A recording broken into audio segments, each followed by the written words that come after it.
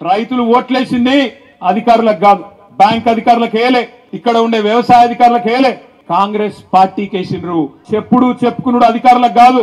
పట్టాల్సి వస్తే గల్లా కాంగ్రెస్ నాయకులను పట్టండి, పట్టి నిలదీయండి. 2 లక్షల రుణమాఫీ అన్నావు, ఎక్కడ పోయిందని అడగాల.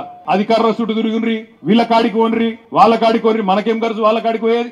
మనం పోవాల్సింది మనం ఓట్లేసిన ప్రజాప్రతినిధుల కాడికి పోవాలి, నిలదీయాలి, అడగాలి, గట్టిగా చెప్పాలి. కండిషన్లు లేకుండా, కొర్రీలు లేకుండా, కోతలు లేకుండా, కట్టింగ్లు లేకుండా రైతులందరికీ రుణమాఫీ చేసేదాకా మీ వెంట పడతాం, మిమ్మల్ని తప్పకుండా వదిలిపెట్టమనే మాట రేవంత్ రెడ్డిని కాంగ్రెస్ నాయకులందరూ నేను హెచ్చరిస్తా ఉన్నా. 18,000 కోట్ల రూపాయలు వ్యవసాయ శాఖ ఖాతాలో వేసినాం. మిగతా 12,000 కోట్ల రూపాయలు కూడా 2 లక్షల పైన ఉన్న వాళ్ళను ఏదైతే బకాయిందో బ్యాంకు కట్టండి, మిగిలిన 2 లక్షల రూపాయలు మేము కడతామని చెప్పినాం. మీకు ఏదైనా సమస్య ఉంటే కలెక్టర్లను కలవండి, వ్యవసాయ శాఖ అధికారులను కలవండి. మీరు ధర్నా చేయాల్సిన అవసరం ఏముంది?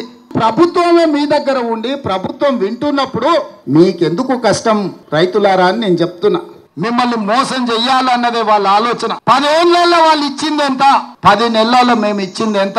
అమరవీరుల స్తూపం దగ్గర చర్చ చేద్దాం రాండి. రాజీనామా చేయాల్సి వస్తుందని ఆయన పారిపోయి వాళ్ళ కొత్త మాటలు చెప్తుండు.